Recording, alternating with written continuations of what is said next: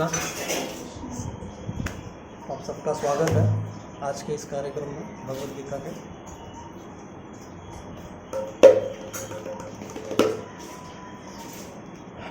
जय राधा माधव कुंज बिहारी, जय राधा माधव जय राधा माधव कुंज बिहारी, जय राधा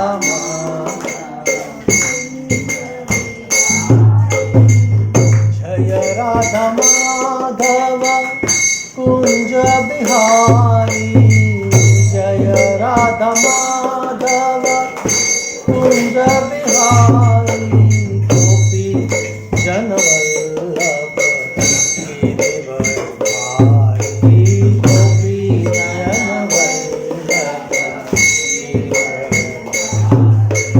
गोपी जनवल्लभ गिरिवरधारी, गोपी जनवल्लभ गिरिवरधारी, यशोदानंदन ब्रज जनवल्लभ, यशोदानंदन ब्रज जनवल्लभ, यशोदानंदन भज जनरंजन, यशोदानंदन ब्रज जनरंजन, यशोदानंदन ब्रज जनरंजन, यशोदानंदन ब्रज जनरंजन, यमुना तीरा वनचारी, यमुना तीरा वनचारी, यमुना तीरा वनचारी, यमुना तीरा जय राधा माधव बिहारी, जय राधा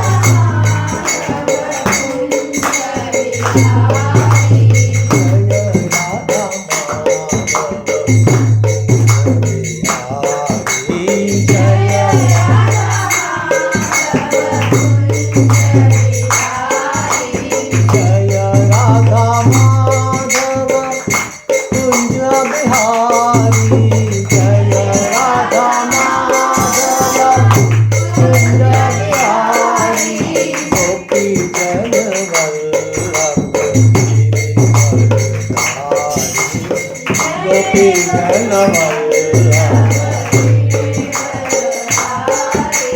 गोपी जनवल्लभ, गोपी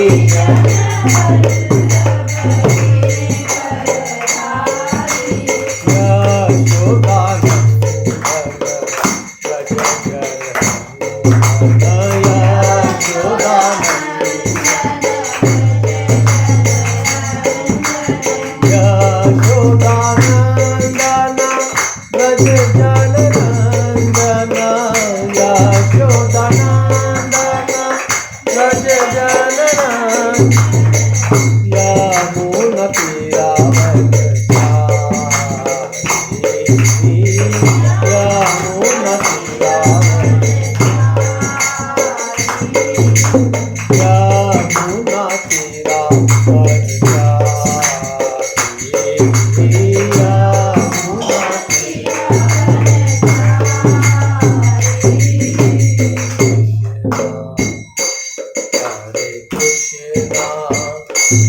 Krishna Krishna Hare Hare Hare Rama Rama Rama Hare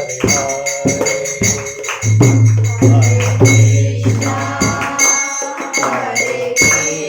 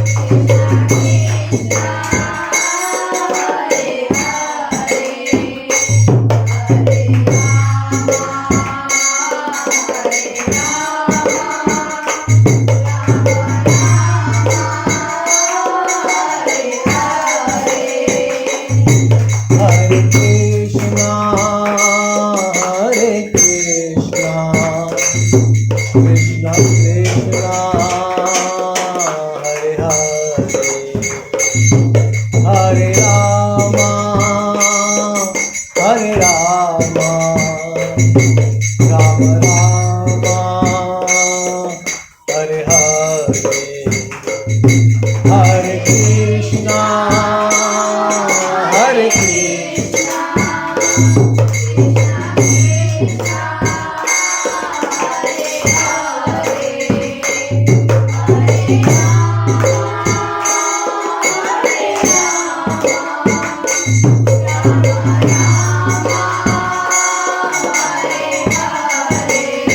Hare Krishna, Hare Krishna, Krishna Krishna, Hare Hare,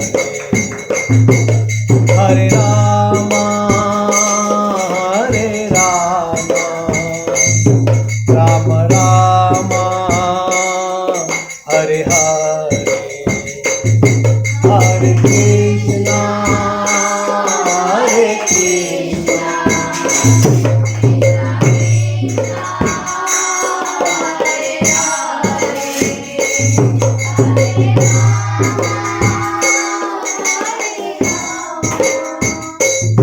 Rama Rama, Hare Hare, Krishna, Hare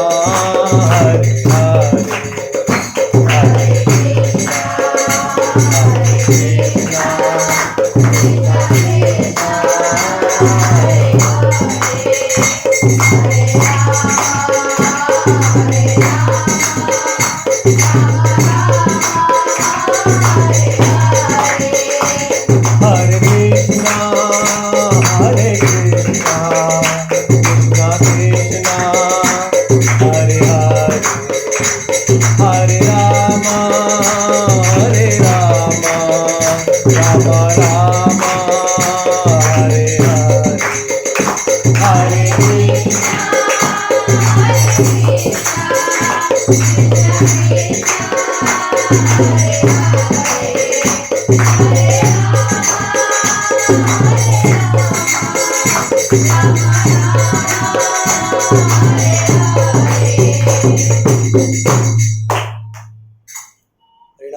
संकीर्तन की श्रील प्रभुपाद की श्रीमद् भगवद गीता ग्रंथराज की जय गौर प्रेमानंदे।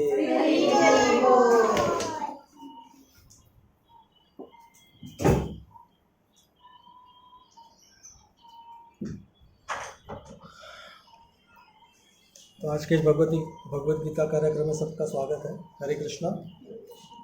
आज हम लोग स्टार्ट करेंगे भूमिका, इंट्रोडक्शन।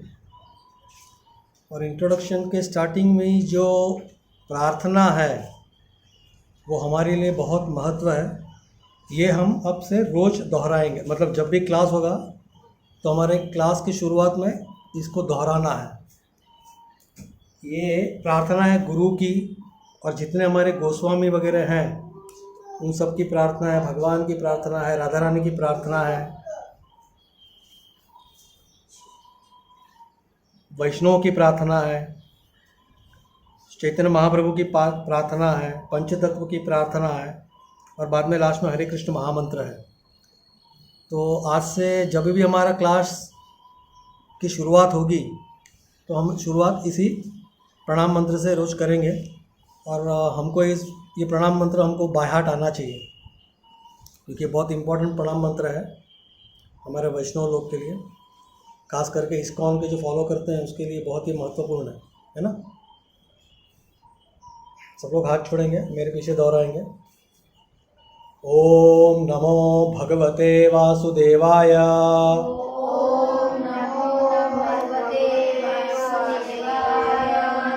ओम नमो भगवते वासुदेवाय।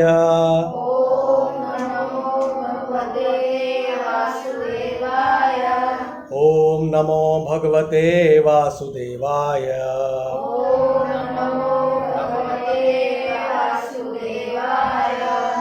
ओम अज्ञानातिमिरान्धस्य ज्ञानाञ्जनशलाकया चक्षुरुन्मीलितं येन तस्मै श्रीगुरुवे नमः। श्रीचैतन्यमनोभीष्टं स्थापितं येन भूतले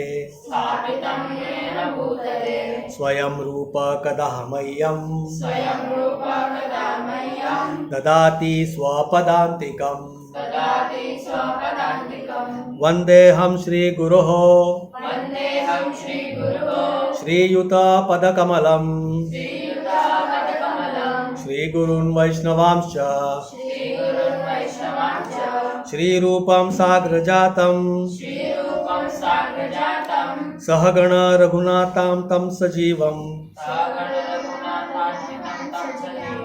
साद्वैतं सावधूतं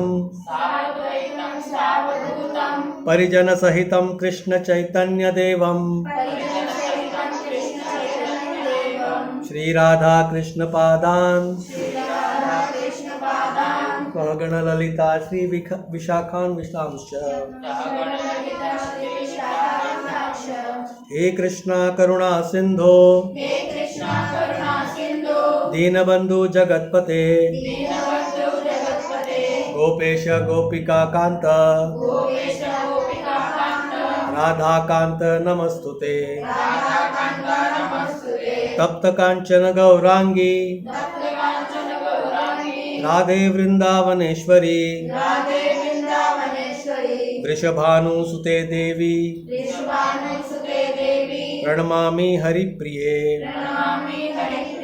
वाञ्छाकल्पतरुभ्यश्च कृपा सिन्धुभ्य एव च पतितानां पावनेभ्यो वैष्णवेभ्यो नमो नमः। जय श्री कृष्ण चैतन्य प्रभु नित्यानंद श्री अद्वैत गदाधर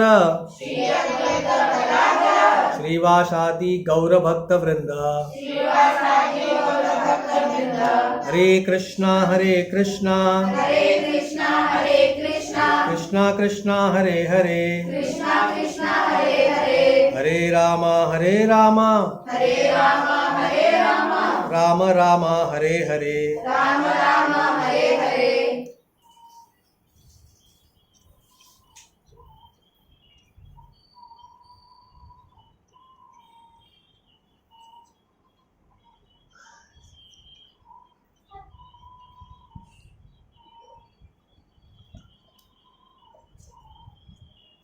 तो कौन पढ़ेगा? पिंकी? ये जो यहाँ इस तरफ जो अभी हम लोग ने प्रणाम मंत्र पढ़ा ना पूरा, लास्ट में हरे कृष्ण, उसके बाद से भगवद गीता को गीतोपनिषद भी कहा जाता है। यह वैदिक ज्ञान का सार है और वैदिक साहित्य का सर्वाधिक महत्वपूर्ण उपनिषद है। निसंदेह भगवद गीता पर अंग्रेजी भाषा में अनेक भाष्य प्राप्त है, अतएव एक अन्य भाष्य की आवश्यकता के बारे में प्रश्न किया जा सकता है। इस प्रस्तुत संस्करण का प्रयोजन इस प्रकार बताया जा सकता है। हाल ही में एक अमेरिकी महिला ने मुझसे भगवद गीता के एक अंग्रेजी अनुवाद की संस्तुति चाही।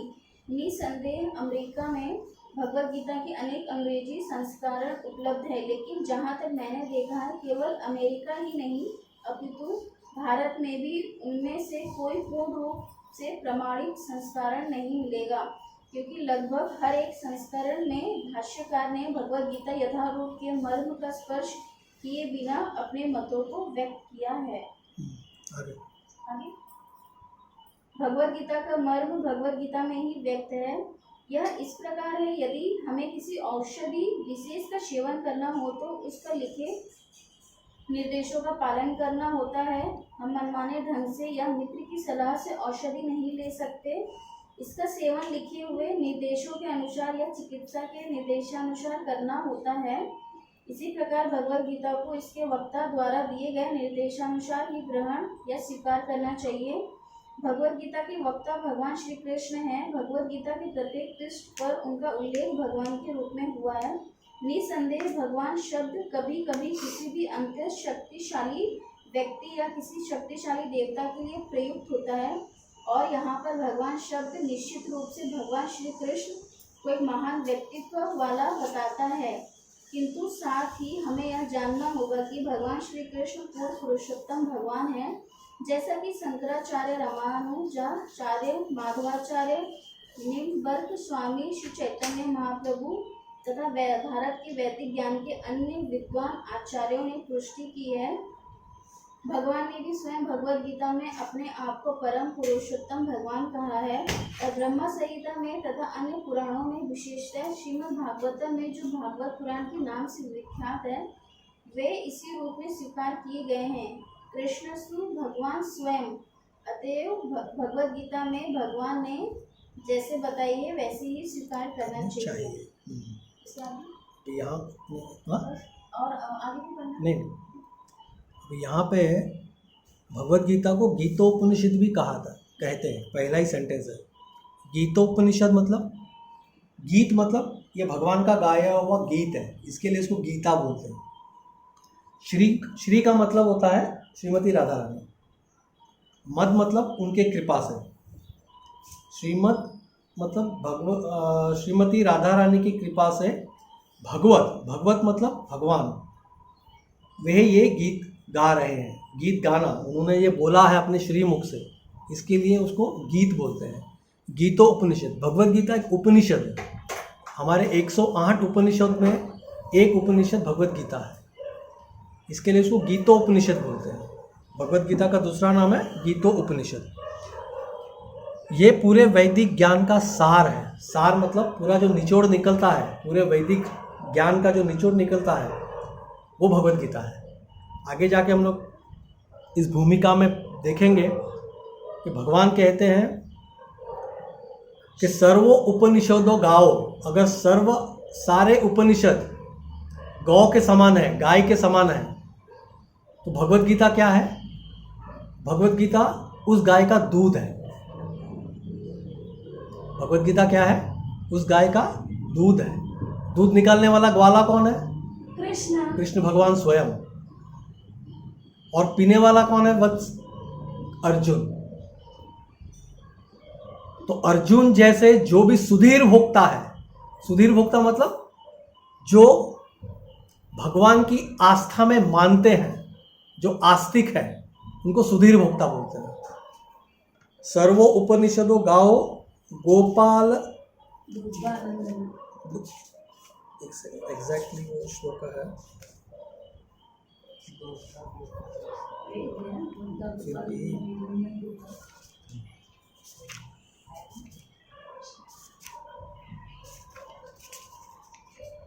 कहाँ गया वो?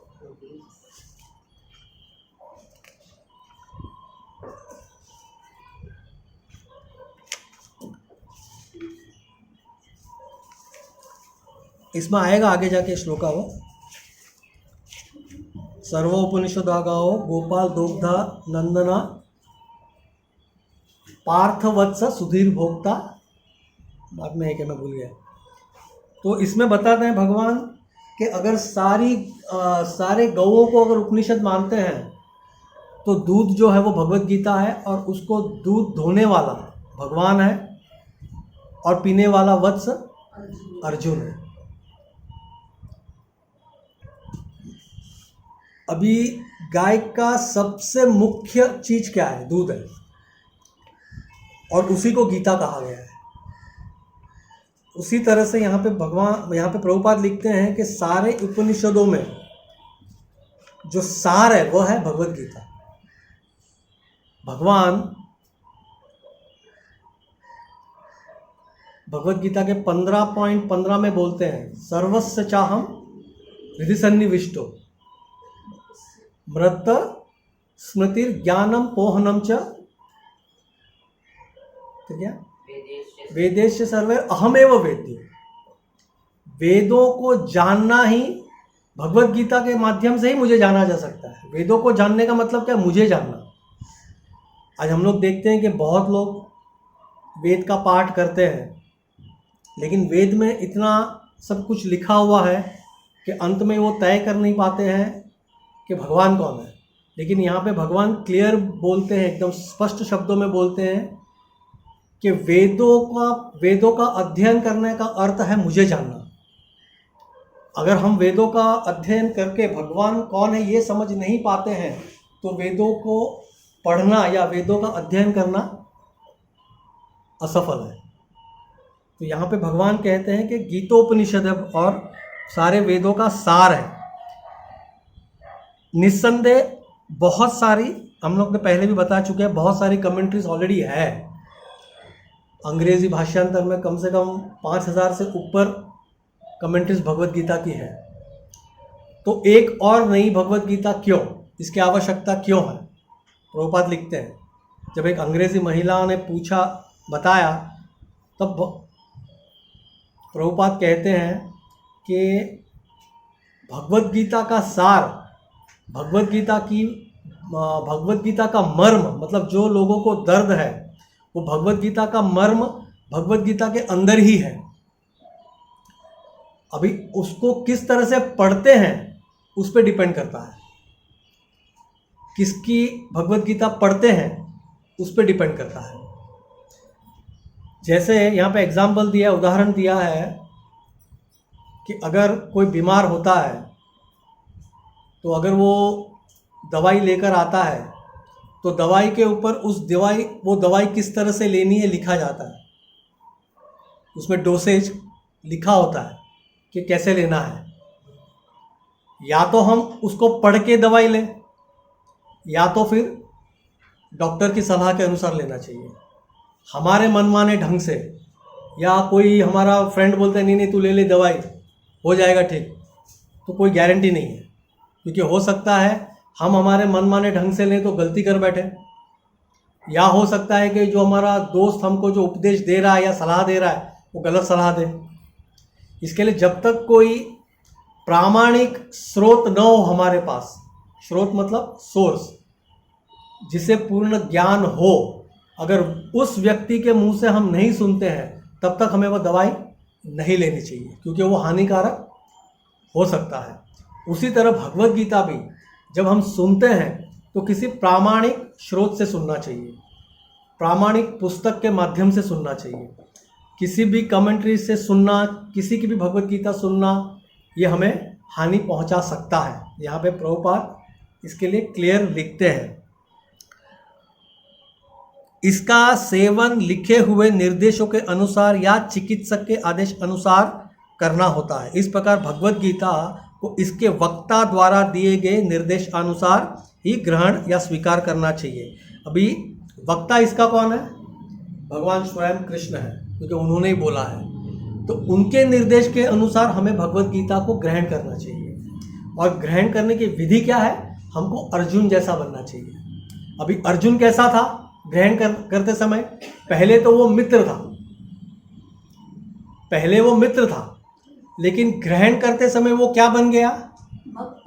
भक्त बन गया और पूर्ण रूप से समर्पण हो गया। भगवान को उसने गुरु मान लिया। तो हमें भी अगर भगवत गीता समझनी है तो हमको अर्जुन की तरह रहना चाहिए। भगवान के साथ एक संबंध पहले तो हमें स्थापित करना चाहिए। जैसे अर्जुन का संबंध था मित्र का, वैसे हमें भी भगवत गीता समझने के पहले भगवान के साथ एक संबंध स्थापित करना चाहिए। वो संबंध स्थापित करने के बाद हमें भगवान की शरण में पूर्णतया शरणागत होना चाहिए, भगवान का भक्त बनना चाहिए। ये तीन क्वालिटीज अगर हम हमारे में अपनाते हैं, ये तीन गुण अगर हम अपने में अपनाते हैं तो हमको भगवत गीता समझने में आसानी होती है। इसका मेन उद्देश्य प्रभुपाद का बताना क्या है कि एक तो प्रामाणिक स्रोत हो, जिसके मुंह से आप सुन रहे हो वो स्रोत एकदम प्रामाणिक होना चाहिए। अभी प्रामाणिक स्रोत किसको बोलते हैं? हमको कैसे पता चलेगा कि कौन प्रामाणिक है? तो 4 संप्रदाय हैं, मुख्य 4 संप्रदाय है। पहला है श्री संप्रदाय, उसकी अधिष्ठाता देवी है लक्ष्मी। श्री संप्रदाय निकला है लक्ष्मी माता से, ठीक है। दूसरा है रुद्र संप्रदाय, तो रुद्र संप्रदाय का अधिष्ठाता देवता है शिव जी। शिव जी ने रुद्र संप्रदाय की शुरुआत की। तीसरा है कुमार संप्रदाय, तो चतुष्कुमार है, सनत, सनातन, सनानंद, सनत, ये 4 कुमार हैं। उनके माध्यम उन्होंने शुरुआत की थी, उनको बोलते हैं कुमार संप्रदाय। और चौथा है ब्रह्म माधव गौड़ीय संप्रदाय, जो ब्रह्मा ने शुरुआत की। और हम ब्रह्म माधव गौड़ीय संप्रदाय से जुड़े हुए हैं इसको, क्योंकि अगर हम देखें, हमारा लास्ट टाइम मैंने बताया था जो अध्याय पहला स्टार्ट हो रहा है वहाँ पे दिया है, गुरु परंपरा दी है। तो पहला नाम भगवान कृष्ण का है, कृष्ण के बाद दूसरा नाम है ब्रह्मा जी का, क्योंकि हम ब्रह्मा के माध्यम से आए हैं, ब्रह्मा से हमको ये प्राप्त हुआ। पहला नाम भगवान कृष्ण का है। अगर आप भगवत गीता अध्याय 1 के पहले देखें तो पहला नाम भगवान कृष्ण है, उसके बाद ब्रह्मा है। इसके लिए हमें कहते हैं ब्रह्म, हम लोग ब्रह्म संप्रदाय से। अभी माधव कौन है? तो इस अगर आप ये लिस्ट में जाएंगे तो वहाँ पे आप देखेंगे कि मध्वाचार्य है हमारे एक गुरु, माधवेंद्रपुरी, श्री कृष्ण, ब्रह्मा, नारद, व्यास, मध्व, पद्मनाभ, नरहरि, माधव, अक्षोभ्य, जयतीर्थ, ज्ञान सिंधु, दयानिधि, विद्यानिधि, राजेंद्र, जयधर्म, पुरुषोत्तम, ब्रह्मण तीर्थ, व्यास तीर्थ, लक्ष्मीपति, माधवेंद्रपुरी, ईश्वरपुरी, ब्रैकेट में दिया है नित्यानंद और अद्वैत, श्री चैतन्य महाप्रभु, रूप, ब्रैकेट में दिया है स्वरूप और सनातन, फिर रघुनाथ, जीव, कृष्णदास, नरोत्तम दास, विश्वनाथ, बलदेव, जगन्नाथ, भक्ति विनोद, गौर किशोर, भक्ति सिद्धांत सरस्वती, और आखिर में है एसी भक्ति वेदांत स्वामी शिल प्रभुपाद। तो ये हमारा पूरा एक परंपरा है। उसमें ब्रह्म भी है और मध्व भी है। 5वां नंबर देखो मध्व है। इसके लिए हमें कहा जाता है ब्रह्म मध्व गौड़ीय संप्रदाय, क्योंकि ब्रह्मा ने स्टार्ट किया, लेकिन मध्वाचार्य की हम फिलोसॉफी राधा और कृष्ण की सेवा करने का जो स्टार्ट किया वो थे माधवाचार्य। इसके पहले राधा और कृष्ण की साथ में से पूजा कभी भी नहीं होती थी, क्योंकि लोगों की धारणा है कि भगवान ने राधा से शादी नहीं की है तो साथ में पूजा क्यों करनी है। इसके पहले के लोगों की सोच ये थी, इसके लिए या तो भगवान की अकेली पूजा होती थी, लेकिन जब मध्वाचार्य ने ये फॉलो किया कि राधा कृष्ण दोनों साथ है, तब से राधा और कृष्ण की पूजा साथ में होती है। इसके लिए हम लोग ब्रह्म माध्व गौड़ीय संप्रदाय कहलाते हैं। तो हमें प्रामाणिक गुरु अगर ये 4 संप्रदायों में से कोई एक है तो वह उसे हम प्रामाणिक गुरु मान सकते हैं। दूसरे उसमें गुण क्या होने चाहिए कि वो गुरु शिष्य परंपरा से होना चाहिए। अभी ये सब हम लोग ने गुरु शिष्य परंपरा पढ़ी, तो ये सब गुरु हैं और बाद में उनके शिष्यों का नाम है। फिर वो गुरु बने, उन्होंने किस शिष्य बनाया, उन्होंने और एक को शिष्य बनाया। वैसे करते करते करते लास्ट में श्रील प्रभुपाद तक हम लोग ने देखा है। तो वैसे अगर गुरु शिष्य परंपरा में है और अगर वो चारों में से किसी एक संप्रदाय को फॉलो करने वालों में से है, तो वह हमारे लिए प्रामाणिक गुरु बन सकते हैं, तब तक नहीं। तो हम जब गुरु, जैसे मैं पहले भी हमारा ये बात हो चुकी है कि हम अगर गुरु किसी को चुनते हैं तो ये हमारा परम कर्तव्य है कि उस गुरु के बारे में जाने कि वो कहाँ से हैं, वो किस संप्रदाय से बिलोंग करते हैं, उनके गुरु कौन है, वो किस गुरु शिष्य परंपरा से आते हैं। ये हमें जानना बहुत ज़रूरी है, क्योंकि आजकल काफ़ी पाखंडी और ढोंगी बोगस गुरु हम लोग को मिलते हैं समाज में, जो हमें तकलीफ़ में डाल सकते हैं आगे चल के, है ना। तो हमको इस चीज़ का बहुत ध्यान रखना चाहिए। निस्संदेह भगवान शब्द कभी कभी किसी भी अत्यंत शक्तिशाली व्यक्ति या किसी शक्तिशाली देवता के लिए प्रयुक्त होता है, पर यहाँ पर भगवान शब्द निश्चित रूप से भगवान श्री कृष्ण को एक महान पुरुष के रूप में सूचित करता है। किंतु साथ ही हमें यह जानना होगा कि भगवान श्री कृष्ण पूर्ण पुरुषोत्तम भगवान है, जैसा कि शंकराचार्य, रामानुजाचार्य, मध्वाचार्य, निम्बार्क स्वामी, श्री चैतन्य महाप्रभु। अभी शंकराचार्य थे मायावादी के जो जैसे हमारे मध्वाचार्य हैं, ब्रह्म माधव गौड़ संप्रदाय के प्रामाणिक गुरु हैं, जो मेन गुरु है वो मध्वाचार्य है। वैसे श्री संप्रदाय के मेन गुरु है रामानुजाचार्य, जो यहाँ पे नाम दिया है। वैसे रुद्र संप्रदाय के हैं निम्बार्क स्वामी, वल्लभाचार्य, चतुर्कुमार में है निम्बार्क स्वामी। तो ये सब अपने अपने जो संप्रदाय है उसके मेन गुरु है, जिन्होंने उस संप्रदाय को स्थापित किया और आगे लेकर गए। इसके लिए उनका नाम प्रमुख हो जाता है। ठीक है।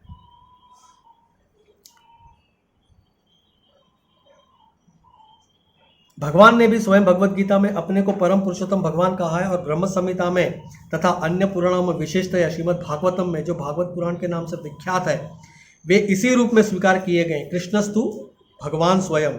अतएव भगवत गीता हमें भगवान ने जैसे बताई है वैसे ही स्वीकार करनी चाहिए।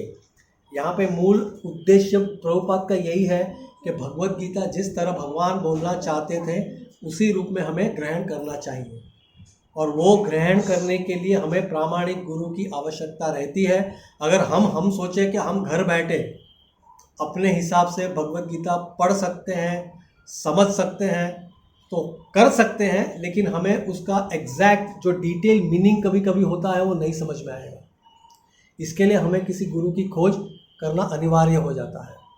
गुरु की खोज करना बहुत ज़रूरी हो जाता है, क्योंकि बहुत सारी चीज़ें ऐसे हैं जो हम अकेले में अगर पढ़ भी लें तो पढ़ तो लेंगे लेकिन समझ नहीं पाएंगे, उसकी गहराई तक पहुंच नहीं पाएंगे। इसके लिए हमें गुरु की आवश्यकता पड़ती है। आगे पढ़िए।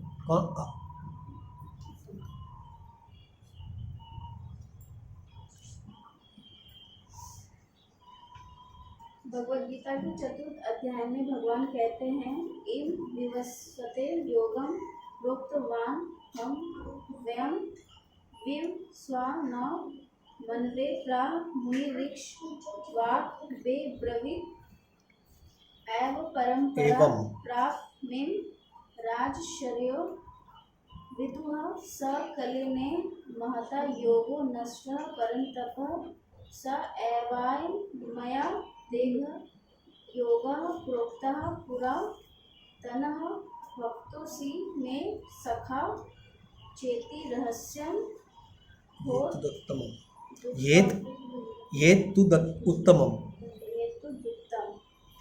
यहाँ पर भगवान अर्जुन को सूचित करते हैं कि भगवत गीता की यह योग पद्धति सर्वप्रथम सूर्य देव को बताई गई।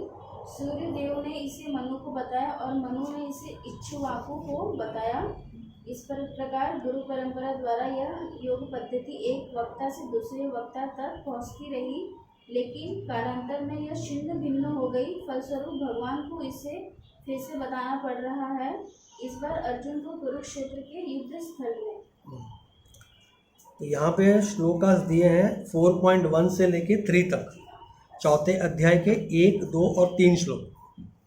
इमं विवस्वते योगम प्रोक्तवानहम अव्ययम विवस्वान मनवे प्राह मुनिर इक्ष्वाक अब्रवीत एवं परंपरा प्राप्तिम इमं राजर्षयो विदुः स काले नेह महता योगो नष्टः परंतप स एवायं मया ते अज्ञ योगः प्रोक्तः पुरातनः भक्तो असि मे सखा चेति रहस्यम हेतु उत्तमम।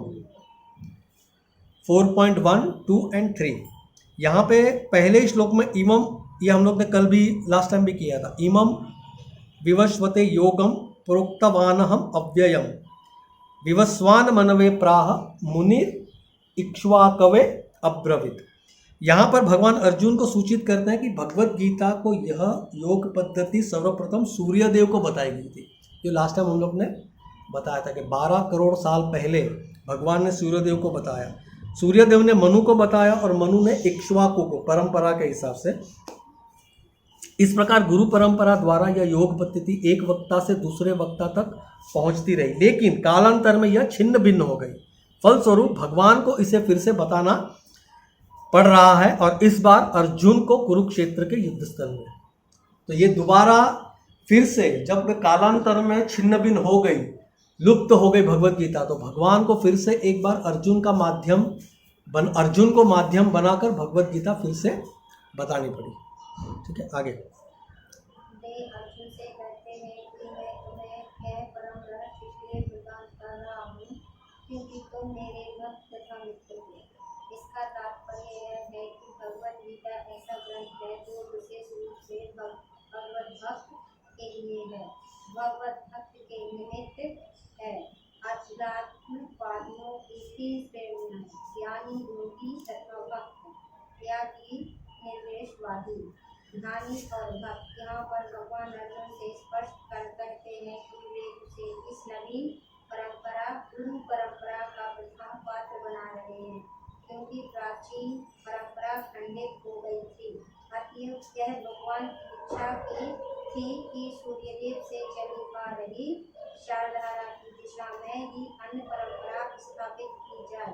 अब उनकी यह इच्छा थी कि उनकी शिक्षा का वितरण अर्जुन द्वारा नए सिरे से हो।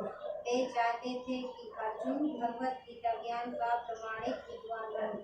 अतएव हम देखते हैं कि भगवत गीता का उपदेश अर्जुन को विशेष रूप से दिया गया, क्योंकि अर्जुन भगवान का भक्त, प्रत्यक्ष शिष्य तथा घनिष्ठ मित्र था।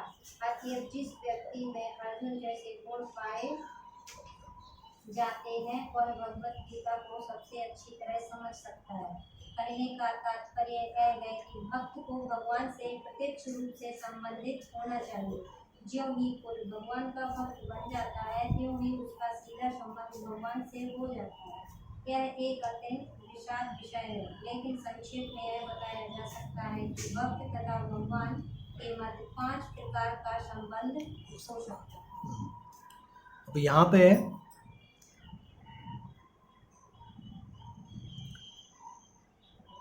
पे भगवान ने अर्जुन को चुना, खास करके अर्जुन को चुना क्योंकि अर्जुन उनका घनिष्ठ मित्र था। अभी अर्जुन के चुनने के पीछे जो गुह्य कारण है वो बहुत है। अभी ये एक दिखने वाला कारण है कि भगवान और अर्जुन अच्छे मित्र थे, इसके लिए भगवान ने अर्जुन को चुना।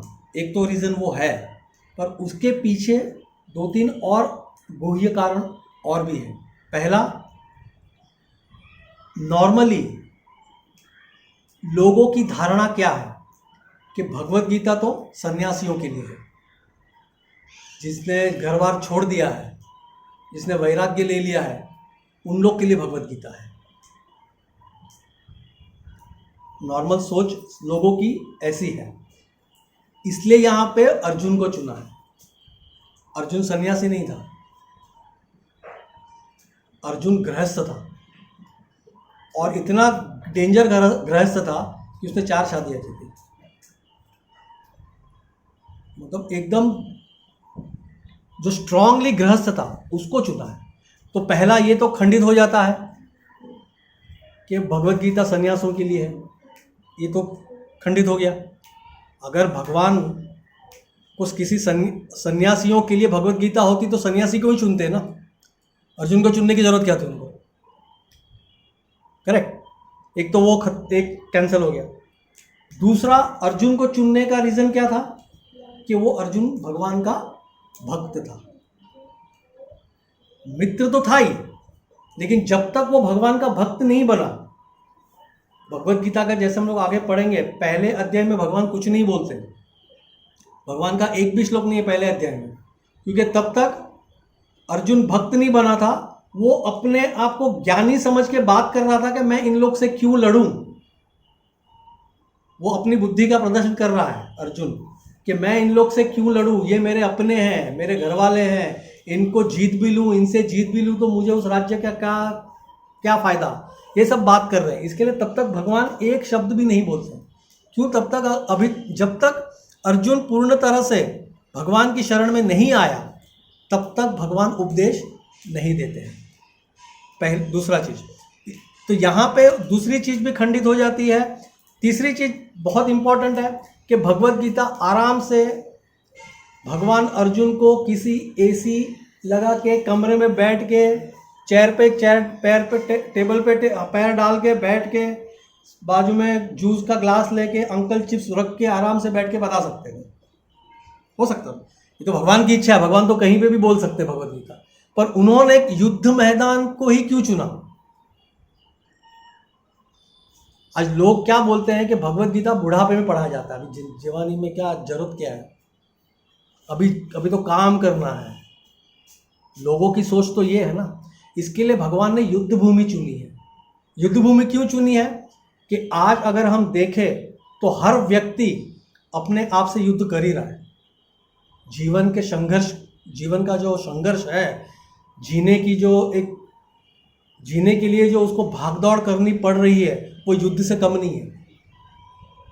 तो आज हर एक के मन में कोई ना कोई युद्ध चल ही रहा है। किसी के मन में पैसे कमाने का युद्ध है, किसी के मन में शादी करने का ख्याल से युद्ध कर रहा है, किसी के मन में कुछ तकलीफ है, किसी के मन में कुछ है। तो युद्ध तो हर एक के मन में चल ही रहा है। इसीलिए भगवान ने युद्ध स्थल को चुना है, ताकि कल को कोई ये ना बोले कि भगवान को क्या था, उन्होंने इसी रूम में बैठ के भगवत गीता बोली है तो कौन सा बड़ा बात है। नहीं, भगवान ने ऐसी जगह पे बोली है कि लोगों को बचने का कोई कारण दिया ही नहीं है कि भगवान कल को कोई बोले छूटे कि नहीं भगवत गीता तो आराम से बैठ के बोली है, हम क्यों, अभी हमको टाइम नहीं है। तो भाई भगवत गीता बोली है युद्ध स्थल पे, जहाँ पे युद्ध से बड़ा टेंशन कहाँ हो सकता है? युद्ध से बड़ा टेंशन कहाँ हो सकता है कि भाई सामने दुश्मनों की लाखों की संख्या में खड़े हैं लोग तुमको युद्ध करने के लिए, तुम्हें मारने के लिए, और तुम खड़े हो उन्हें मारने के लिए। जब तुम्हारे मन में इतनी दुविधा चल रही है, उस बीच भगवत गीता बोलना मतलब कितना बड़ा टेंशन के बीच में वो भगवत गीता बोली गई है।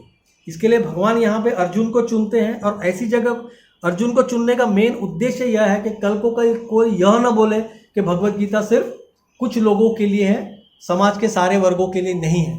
ऐसे लोग ना बोले, इसके लिए अर्जुन को चुना है। यहाँ पे प्रभुपाद कहते हैं कि भगवान के साथ हम संबंध, पहले भगवत गीता जानने के लिए मैंने बताया कि हमको कोई ना कोई संबंध स्थापित करना चाहिए भगवान के साथ, कोई भी संबंध हो। यहाँ पे अर्जुन माध्यम है तो अर्जुन का संबंध क्या है कि वो मित्र है, सखा है। तो जरूरी नहीं कि हम सखा संबंध में ही रखें। नीचे उसके बाद अभी जो 5 संबंध आएंगे हम लोग वो पढ़ेंगे कि 5 टाइप के संबंध है। क्या लिखा है, लेकिन संक्षेप में यह बताया जा सकता है कि भक्त तथा भगवान के मध्य 5 प्रकार का संबंध हो सकता है। पढ़िए। पहला, कोई निष्क्रिय अवस्था में, निष्क्रिय अवस्था में। निष्क्रिय मतलब पैसिव। पैसिव मतलब जैसे गाय भगवान से कुछ बात नहीं कर सकती है लेकिन भगवान की सेवा कर रही है। कैसे? दूध से। फूल कुछ भगवान को बोल नहीं पाते हैं लेकिन सेवा कर रही है, भगवान के चरणों में फूल चढ़ाते हैं, तो इसको बोलते हैं निष्क्रिय। काफ़ी भक्त होते हैं जो शांत रहते हैं, अपना काम कर लेते हैं, तो वो निष्क्रिय है। ठीक है। दूसरा है सक्रिय अवस्था में। सक्रिय मतलब जो दास बन के भगवान की सेवा करता है कि मैं भगवान का दास हूँ, मुझे भगवान की सेवा करनी चाहिए, तो वो हो गया सक्रिय। एक हो गया निष्क्रिय, जो शांत रूप से करता है, आता है, अपना काम करेगा, चला जाएगा, कुछ नहीं। एक होता है दास, जो दास बन के भगवान की हर सेवा करना चाहता है। तीसरा, कोई सखा रूप में, जैसे अर्जुन। चौथा, कोई माता या पिता के रूप में भक्ति। माता पिता, यशोदा मैया, नंद महाराज, देवकी या वसुदेव। पांचवा, कोई दाम्पत्य प्रेमी के रूप में भक्ति। दंपत्ति प्रेमी, जैसे राधा रानी और गोपियाँ, ये माधुर्य है। अगर इसको हम नाम दें, पहला निष्क्रिय अवस्था को बोलते हैं शांत रस, पहला शांत रस। दूसरा दास्य रस। तीसरा साख्य रस, जो अर्जुन का था। चौथा वात्सल्य रस, वात्सल्य मतलब माता पिता, वात्सल्य। और पांचवा है माधुर्य रस, वो प्रेमी, प्रेमिका, गोपी, पति पत्नी, ये माधुर्य रस आता है। तो ये 5 रस है और 5 तरह के हम लोग रिश्ते भगवान के साथ जोड़ सकते हैं। अभी हम भगवान को किस तरह से हमको देखना है, हम उस ये 5 में से किसी एक चुन के हम भगवान को हमारे मित्र चुन सकते हैं, हमारे स्वामी चुन सकते हैं। स्वामी मतलब हम लोग दास हो गए। या भगवान को एक अर्च विग्रह के रूप में, हम शांत रूप में हम चुन सकते हैं। या भगवान को हमारे बच्चे समझ के हम उनकी सेवा कर सकते हैं। या भगवान को हम हमारा प्रेमी समझ के हम उनकी सेवा कर सकते हैं। तो ये 5 टाइप के संबंध है जिससे हम भगवान के साथ जुड़ सकते हैं। आगे, अर्जुन का कृष्ण से संबंध सखा रूप में था। निसंदेह इस मित्रता साक्ष्य भाव तथा भौतिक जगत में पाई जाने वाली मित्रता में आकाश पाताल का अंतर है। यह दिव्य मित्रता है जो हर किसी को प्राप्त नहीं हो सकती। निसंदेह प्रत्येक व्यक्ति का भगवान से सीधा संबंध होता है और यह संबंध भक्ति की पूर्णतया से ही जागृत होता है। किंतु जीवन की वर्तमान अवस्था में हमने न केवल भगवान को भुला दिया है, अब तो हम भगवान के साथ अपने शाश्वत संबंध को भी भूल चुके हैं। लाखों करोड़ों जीवों में से प्रत्येक जीव का भगवान के साथ नित्य विशिष्ट संबंध है। यह स्वरूप कहलाता है।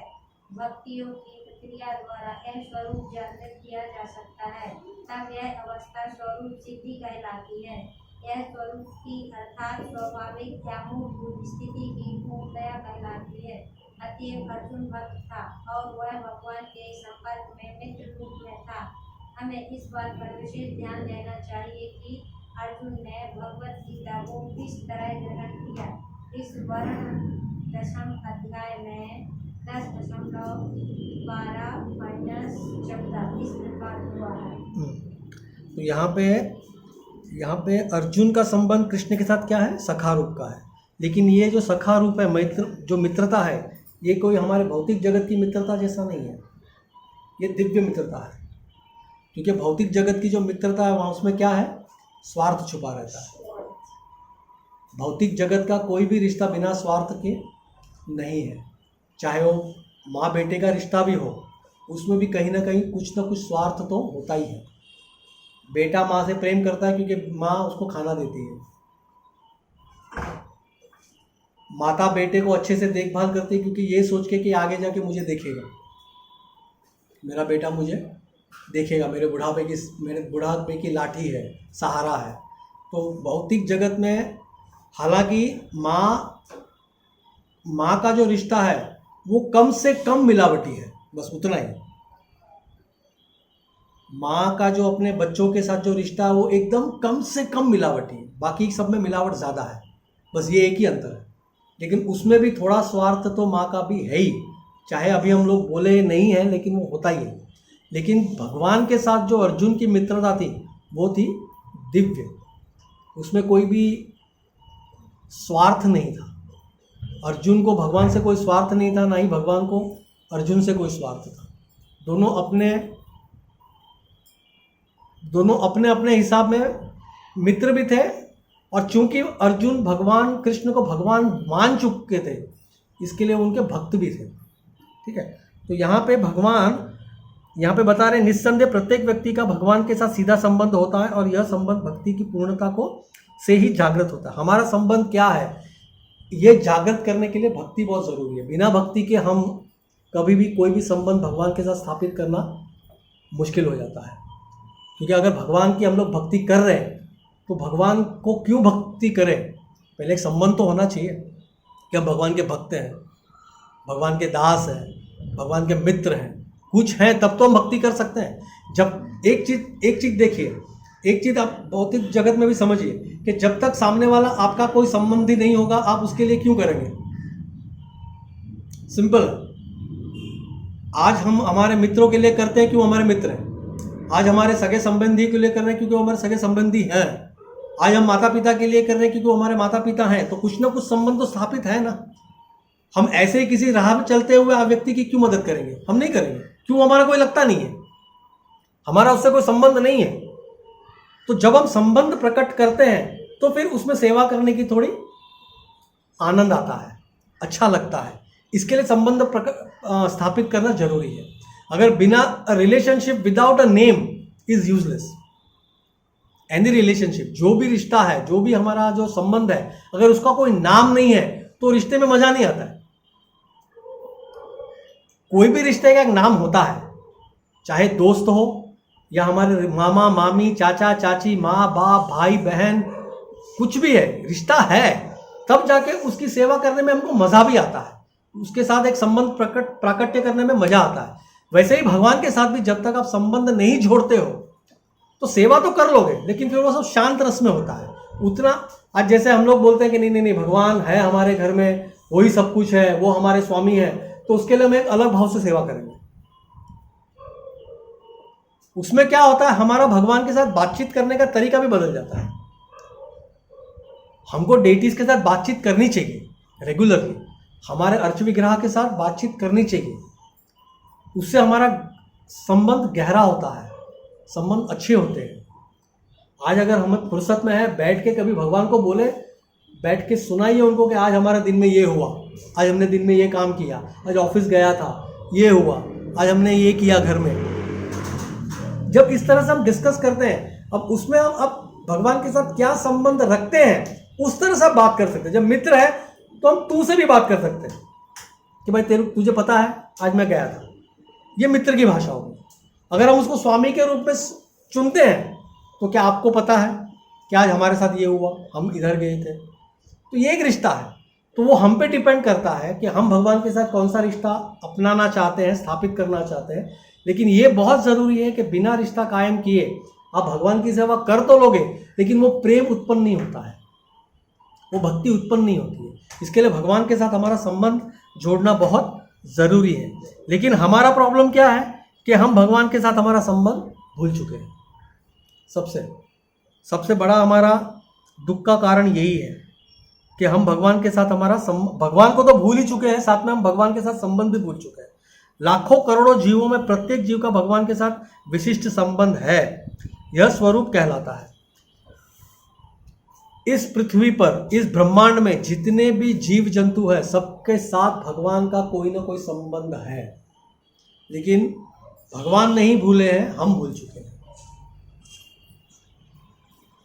जब हम ये समझ लें कि हर एक वस्तु, हर एक चीज, हर एक जीव का भगवान के साथ संबंध है, उस स्थिति को बोलते हैं स्वरूप। जैसे मैंने लास्ट टाइम भी बताया था, चैतन्य चरितामृत में एक श्लोका है, जीवे रे स्वरूप होए कृष्ण रे नित्य दास। जीव का स्वरूप क्या है? कृष्ण का नित्य दास। हमारा स्वरूप है भगवान की सेवा करना। अभी वो सेवा हम क्या संबंध रख के करते हैं वो हम पे है, लेकिन हमको सेवा भगवान की करनी ही चाहिए। ये हमारा स्वरूप है। स्वरूप मतलब हमारा इटर्नल पोजीशन, हमारा शाश्वत स्वरूप यही है। अगर हम गोलोक जाएंगे तो हमारा स्वरूप यही है कि हमको भगवान की सेवा ही करनी है। वहां पे भगवान के अलावा किसी और की सेवा कर ही नहीं सकते। गोलोक में भी हमारी एक्चुअल पोजीशन यही है कि हमको भगवान की ही सेवा करनी है, और किसी की सेवा करनी है ही नहीं उधर। भक्ति योग की प्रक्रिया द्वारा यह स्वरूप जागृत किया जा सकता है, तब यह अवस्था स्वरूप सिद्धि कहलाती है। यह स्वरूप की अर्थात स्वाभाविक या मूलभूत स्थिति की पूर्णता कहलाती है। अतएव अर्जुन भक्त था और मैत्री में वह भगवान के संपर्क में था। हमें इस बात पर विशेष ध्यान देना चाहिए कि अर्जुन ने भगवद गीता को किस तरह ग्रहण किया। इसका वर्णन 10वें अध्याय में 10.12 से 14 तक इस प्रकार हुआ है। अभी अर्जुन उवाच, यहाँ पे अर्जुन बताते हैं, पढ़िए। परम ब्रह्म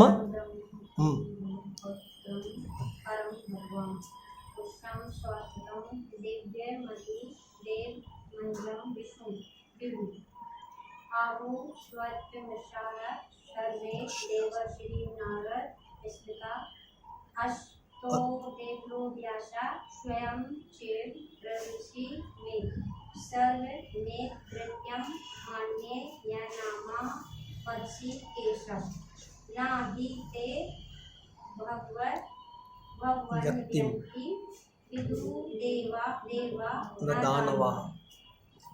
अर्जुन उवाच मतलब अर्जुन ने कहा।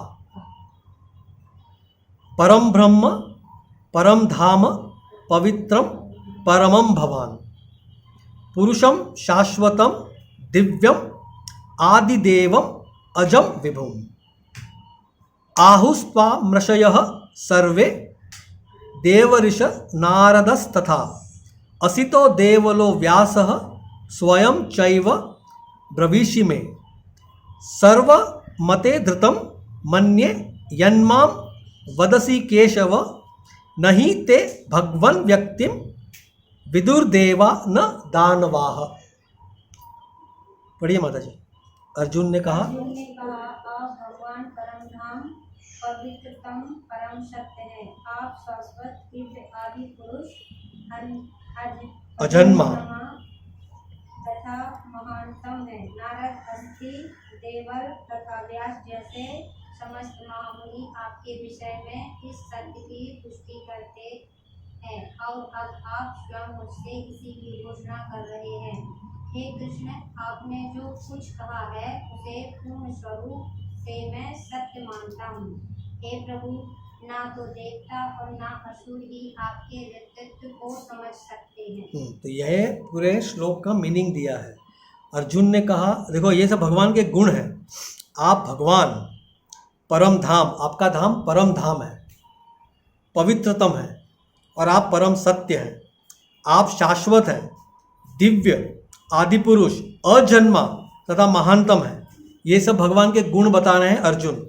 और इसको कौन, उसको क्या बोलते हैं, उसको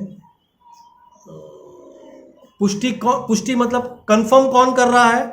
ये अर्जुन ने कहा सारी चीज़ें कि आप भगवान, आप परम धाम, पवित्रम, परम सत्य, शाश्वत, दिव्य, आदि पुरुष, अजन्मा और महानतम है। ये अर्जुन ने कहा, लेकिन उसको कंफर्म किसने किया, पुष्टि किसने की? नारद, असित, देवल तथा व्यास जैसे समस्त महामुनि आपके विषय में इस सत्य की पुष्टि करते हैं। और अब आप स्वयं मुझसे इसी की घोषणा कर रहे हैं।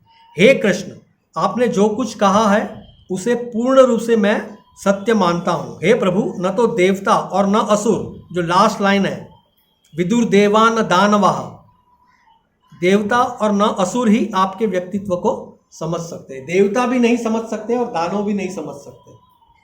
भगवान की महिमा को देवता भी नहीं समझ, अभी हम समझे देवता क्यों नहीं समझ सकते हैं? कि जब तक हम भक्त नहीं बनेंगे भगवान को नहीं समझ सकते। ठीक है, आगे पढ़िए माता जी। भगवान से भगवत गीता सुनने के बाद अर्जुन ने कृष्ण को परम ब्रह्म स्वीकार कर लिया। प्रत्येक जीव ब्रह्म है, लेकिन परम पुरुषोत्तम भगवान परम ब्रह्म है। परम धाम का अर्थ है कि वे सबों कोई परम आश्रय या धाम है। पवित्रतम का अर्थ है कि वे शुद्ध हैं, भौतिक कल्पवश से बेदाग हैं। पुरुषम का अर्थ है कि वे परम भोक्ता हैं। स्वस्थम अर्थात आदि, सनातन, दिव्यम अर्थात दिव्य, आदि देवम भगवान अजन्मा तथा विभुम अर्थात महानतम है। यहाँ पे पूरा वर्ड टू वर्ड मीनिंग दिया हुआ है किस तरह से है ना। तो यहाँ पे क्लियर लिखा है, देखो अर्जुन ने कृष्ण को परम ब्रह्म स्वीकार कर लिया। प्रत्येक जीव ब्रह्म है, हम भी ब्रह्म हैं, लेकिन हम अणु हैं। भगवान विभु है, वो परम ब्रह्म है। परम धाम का अर्थ है कि सबों के परम आश्रय या धाम है, वो सबके आश्रय है। कैसे? क्योंकि परमात्मा रूप में वो सबके अंदर विराजमान है, इसके लिए वो सबके आश्रय हैं। पवित्रम का अर्थ है कि वे शुद्ध है। शुद्ध का मतलब क्या हुआ कि कोई भी भौतिक कलमश से वे अशुद्ध नहीं होते हैं, बेदाग रहते हैं और अंचित रहते हैं। पुरुषम का अर्थ है कि वे परम भोक्ता हैं। परम भोक्ता मतलब जितने भी हम लोग यज्ञ करते हैं, तपस्या करते हैं, वो सारे भगवान कृष्ण के लिए, विष्णु के लिए होती है। शाश्वतम का मतलब है जिसका कोई अंत नहीं है, सनातन है। दिव्यम का अर्थ है दिव्य। आदि देवम भगवान। अजम का मतलब है अजन्मा। भगवान का ना तो कोई जन्म होता है ना भगवान की मृत्यु होती है। भगवान प्रकट होता है, भगवान प्रकट होता है, अपनी इच्छा से वो अपने धाम चले जाते हैं।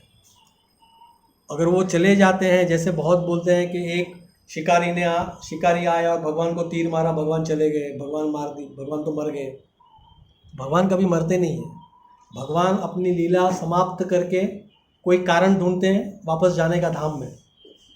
वरना कुरुक्षेत्र के युद्ध में लाखों करोड़ों बाण चले हैं, तो क्या भगवान को बाण नहीं लगे होंगे?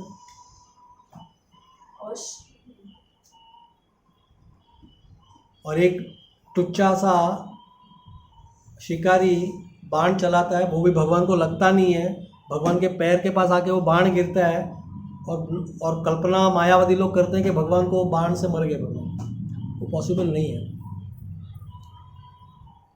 जब कुरुक्षेत्र में लाखों करोड़ों तीर चले तब तो भगवान को कुछ हुआ नहीं। जब कुरुक्षेत्र का युद्ध खत्म हुआ, समाप्त हुआ, तभी भगवान ने अर्जुन को बोला आप उतरिए। भगवान ने बोला अर्जुन को आप उतरिए। अर्जुन बोला नहीं, रोज तो आप ही उतरते, आपके बाद मैं उतरूंगा। अभी तक आज युद्ध खत्म हो गया है, आप उतरिए पहले। अर्जुन उतर गया, फिर भगवान उतरे। जैसे ही भगवान उतरे पूरा रथ भस्म हो गया।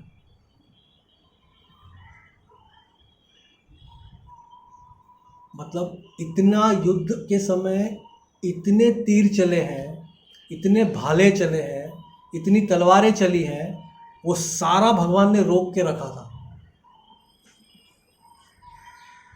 कि अर्जुन को कहीं लगे नहीं। जैसे युद्ध खत्म हुआ, अर्जुन को बोला रथ से तू पहले उतर। अर्जुन उतरा, क्योंकि अगर भगवान पहले उतरते तो अर्जुन खत्म हो जाता।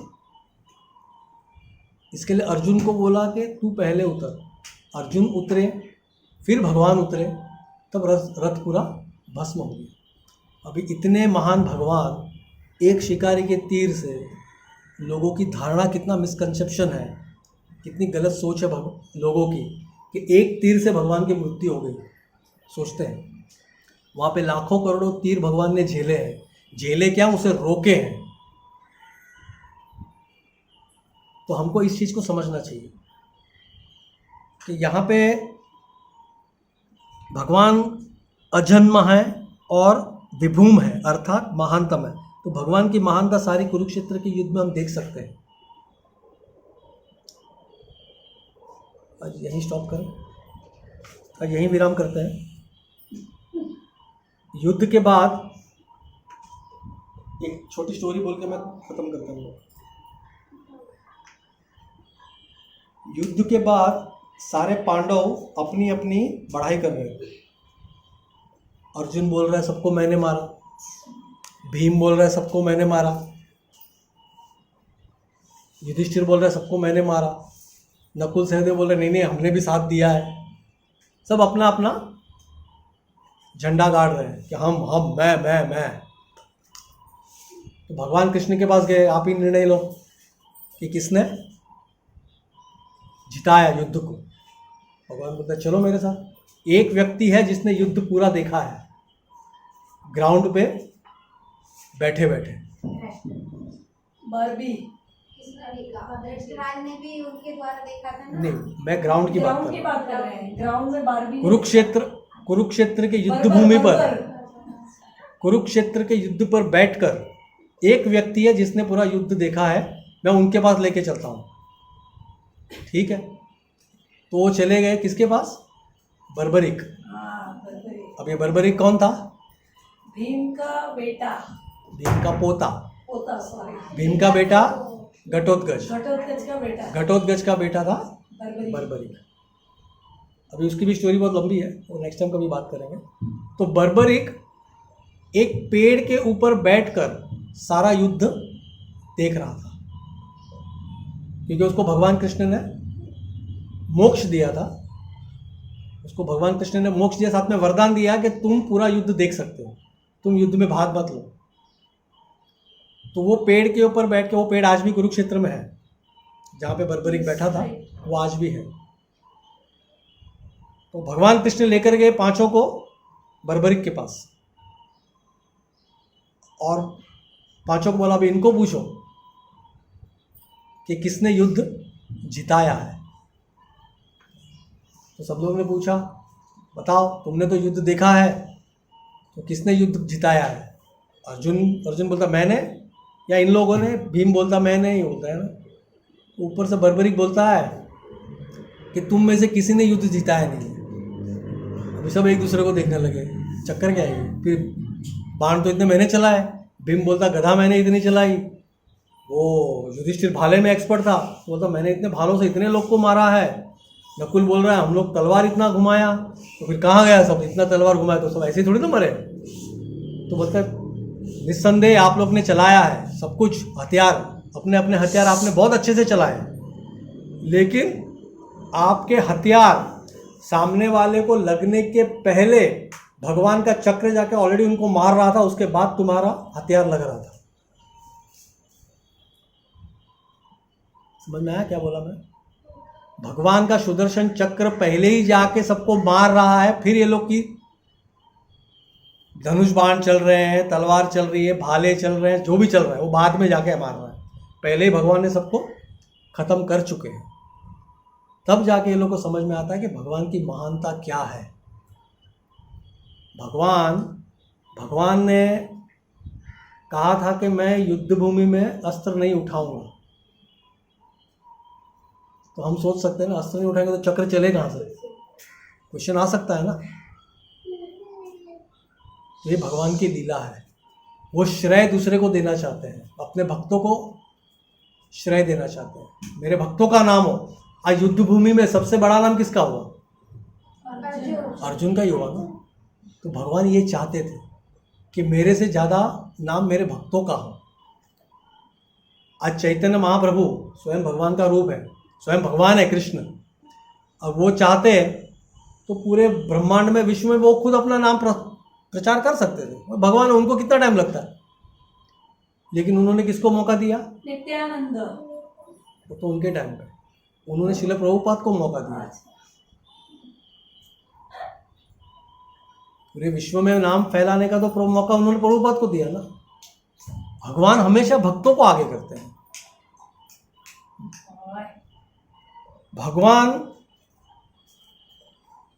भगवान के लिए भक्तों के ऊपर कुछ भी नहीं है। जैसे यशोदा महारानी छड़ी लेके भगवान को डरा सकती है, जिससे काल स्वयं डरते हैं, जिससे यमराज स्वयं डरते हैं, अभी वो डर रहे हैं यशोदा माँ की छड़ी से। ये भगवान भक्तों के अधीन है। भक्त चाहे जैसे भी करो, भगवान मान लेते हैं, हाँ भाई ठीक है। यशोदा चिल्लाती है जाके सो जाओ, वो जाके सो जाएगा शांति से, कुछ नहीं बोलेगा। और यहाँ पे कुरुक्षेत्र में करोड़ों लोग को उन्होंने वध किया है। भक्तों के अधीन रहते हैं भगवान। इसके लिए भगवान हमेशा चाहते हैं कि भक्तों का नाम हो। अर्जुन को माध्यम बनाने का कारण ही ये था कि भगवान चाहते हैं कि अर्जुन का नाम हो, मेरे भक्तों का नाम हो, ताकि कल को समाज में या विश्व में लोग कहें कि भगवान के भक्त ने काम किया है। बस ये उद्देश्य है। तो यहाँ पे भगवान की महानता हम लोग एक सिर्फ कुरुक्षेत्र युद्ध देखें, उदाहरण पकड़े कुरुक्षेत्र युद्ध का, तो इसमें आपको भगवान के सारे गुण और लीलाएं दिख सकती हैं। गुरु भी बने, गीता का प्रचार भी किया, उन्होंने सबका वध भी किया, पर नाम दिया अर्जुन का। जितने लोग मरे युद्ध में सबको मोक्ष मिला है। क्यों? भगवान के सामने मरे। भगवान के सामने मरना मतलब वो मोक्ष मिलता है, मुक्ति मिलती है। तो किसी को भी नुकसान किसी का भी नहीं हुआ है। युद्ध जरूर हुआ, मरे करोड़ों लोग, लेकिन नुकसान किसी को कुछ नहीं हुआ है। यह है भगवान की महानता। भगवान के सामने, भगवान की उपस्थिति में अगर कुछ भी चीजें होती है, इसके लिए अर्च विग्रह के सामने हमें घर में हम लोग रहते हैं, तो अर्च विग्रह सिर्फ लकड़े की या धातु की या पत्थर की या किसी की मूर्ति नहीं समझना चाहिए। भगवान उपस्थित है ये समझना चाहिए। और अर्च विग्रह के सामने इसलिए हमें धीरे से बात करनी चाहिए, गलत बात नहीं करनी चाहिए। अगर पति पत्नियों का झगड़ा भी होता है तो जिस रूम में डेटीज़ हैं उस रूम में नहीं करनी चाहिए। वैसे तो नहीं करनी चाहिए, कहीं पे भी नहीं करनी चाहिए, लेकिन अगर ऐसा कुछ कभी हो भी जाता है तो उस रूम में नहीं करनी चाहिए। हमको दूसरी कोई रूम है, बेडरूम है या जो भी है, वहाँ जाके हमारा डिस्कशन करना चाहिए। क्योंकि डेटीज़ के सामने ज़ोर से बात भी नहीं करना चाहिए, क्योंकि वहाँ पे भगवान साक्षात उपस्थित है। विग्रह का मतलब क्या है कि भगवान साक्षात वहाँ पे उपस्थित है। ये सिर्फ फोटो निकालने के लिए नहीं है, ये साक्षात उपस्थित है भगवान। इसके लिए हमको बहुत, जहाँ पे भगवान उपस्थित है वहाँ पे हमको सोच समझ के बात करना चाहिए, बोलना चाहिए। तो ये भगवान की महानता। हम यहाँ पे आज विराम देते हैं। किसी का कोई प्रश्न है या पूछना है किसी को कुछ, या अपनी कोई विशेष टिप्पणी देनी है या कुछ ऐड करना है तो आप कर सकते हैं।